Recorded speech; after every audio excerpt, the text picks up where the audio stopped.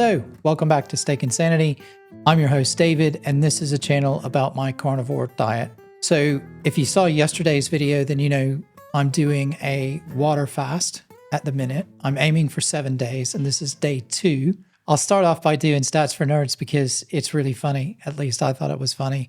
My calories for yesterday were 6, and my carbs were 4.5.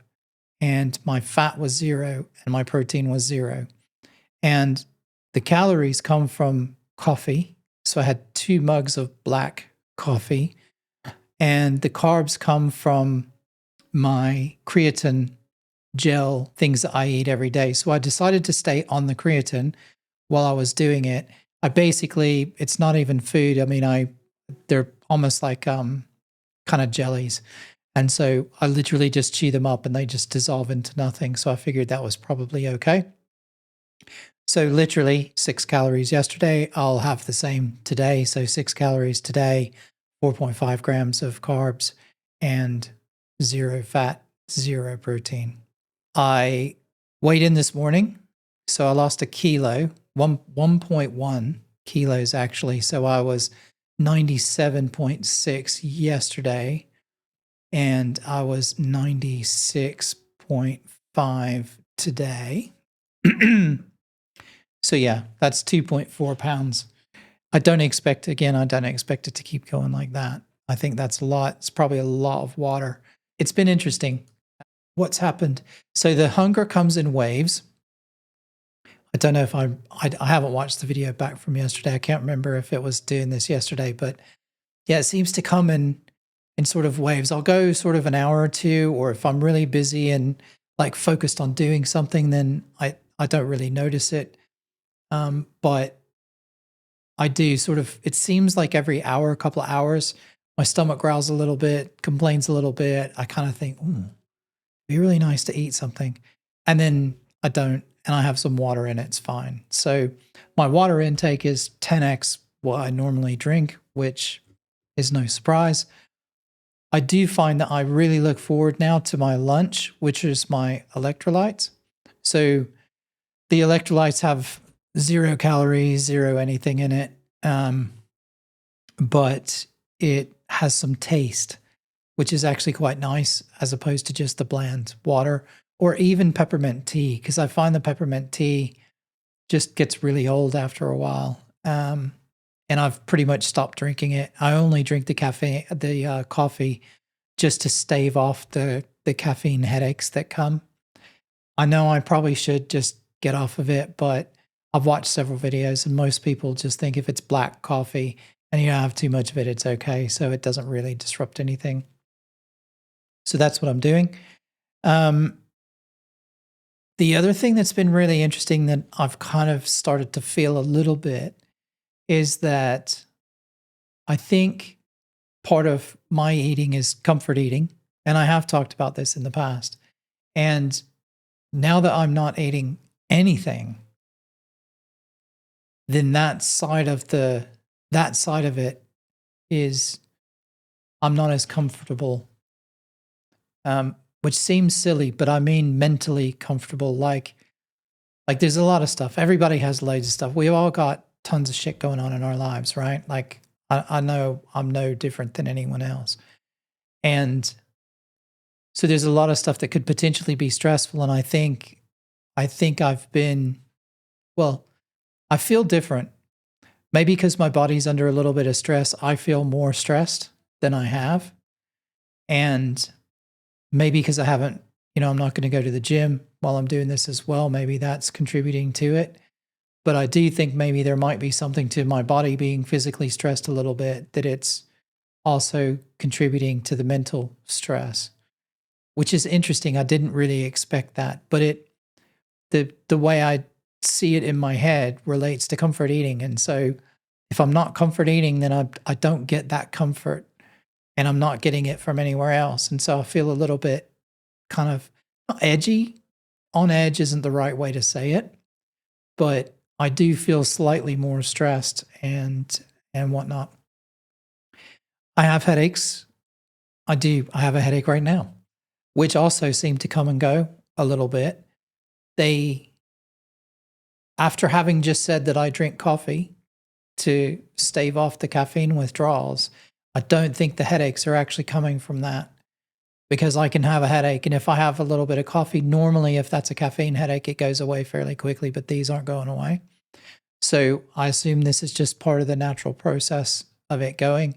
I'm hoping that by tomorrow afternoon that I'll feel a bit better. So I did have a small lunch of chicken and maybe a quarter of a cup of rice on Monday. That was the last thing that I ate.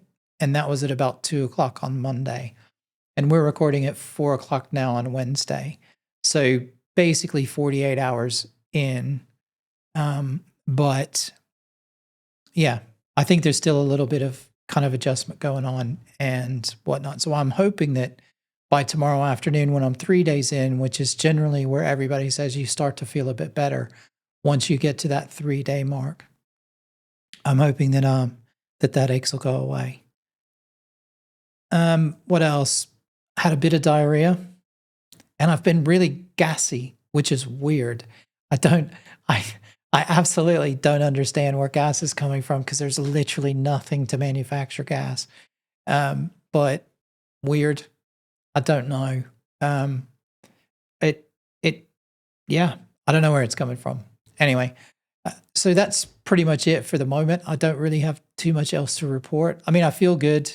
I feel in an okay mood. I don't, I'm doing this. I said to someone earlier today, I'm doing this to myself.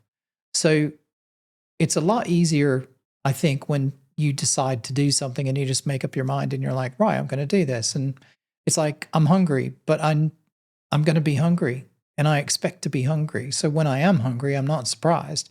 And I just go, oh yeah, okay, I knew that was going to happen. And I just go, yeah, all right, I'll just ignore it for a while, have some water, see what happens.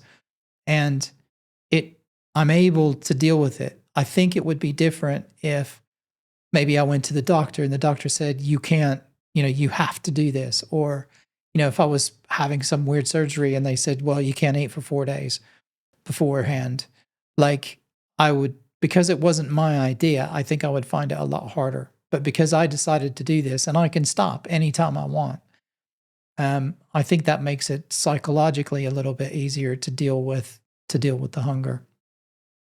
I got nearly 9 hours of sleep last night as well. I went to bed early because I was tired, and I just thought, yeah, okay, when I'm tired, I'll just go to bed, and then, I'll wake up when I get up in the morning. So that was nice, actually getting a lot of sleep. Although my sleep score, oddly enough, I've been in the 70s. I have no idea how Samsung calculates what your sleep score is. It doesn't seem to be directly related to how many hours you get. I think it factors in how much REM sleep you have and how much deep sleep and a bunch of other stuff. But it's in the mid 70s, which it's been sort of 70s, high 70s. So yeah, I did wake up at one point in the middle of the night for probably half an hour. So that's probably why it's impacting the score. But it only was 76 yesterday, but I got 8 hours and 56 minutes. So that's quite a long time. I never sleep that much. Anyway, so that's pretty much it for today. And I will check in with everybody again tomorrow and let you know how I'm getting on. If you've fasted and done a 7-day water fast or even a dry fast, then comment. Let me know. Let me know how you felt. Let me know if you think these are common. Did you have the same symptoms? Did you experience the same thing? Was yours different? And then we'll see. The one thing I've been working on is trying to research how to come off of this. So at this point, I feel pretty confident that I can make it the whole 7 days, but that will mean that I have to really consider how I'm going to come off of this and be careful with what I have. So seems that bit of fat to start off with, maybe some avocados, just a very small amount of avocado. Then maybe an hour later, maybe a little bit more, and an hour later, a little bit more, and then graduate on to the next hour, maybe have some sauerkraut. I hate kimchi, so I'm not going to have kimchi, but I could have some sauerkraut and sort of, actually ease my gut back into it. So you can't just go and have a curry. So I am making a plan around that. And I think I mentioned before, I'm going to catch up with Susie tomorrow about my test results for my hair test. So that'll come out in a separate, I'll do that as its own sort of self-contained video that will come out. And then I'll keep doing the video updates around the fasting, and we'll see how that goes. And then I'm also trying to figure out what my plan's going to be for after the fasting. I've been considering maybe trying to go on one meal a day and figuring out when's the best time to do that and how to go about that, or doing some sort of intermittent fasting where, I eat. It's not practical for me to eat breakfast. My house, we've got kids, they got to get to school. I do the school run. It's really not, it's quite difficult to, it's just lots of stuff going on in the morning. It's very difficult to do that. And it would be a lot easier for me to do an evening meal, but I know that's not the best for you. Physiologically, it's not the best to have your one meal to be in the evening. So I have to think about that and figure out what I want to do. It would also save me a lot of money if I just didn't eat during the day and then went home and ate at home at night instead of having to buy lunch, which I've talked about before. So I think that's something to factor into it as well. So anyway, now I'm just talking to talk to make the video longer, I think. So I will go and I will see everybody tomorrow. Bye-bye.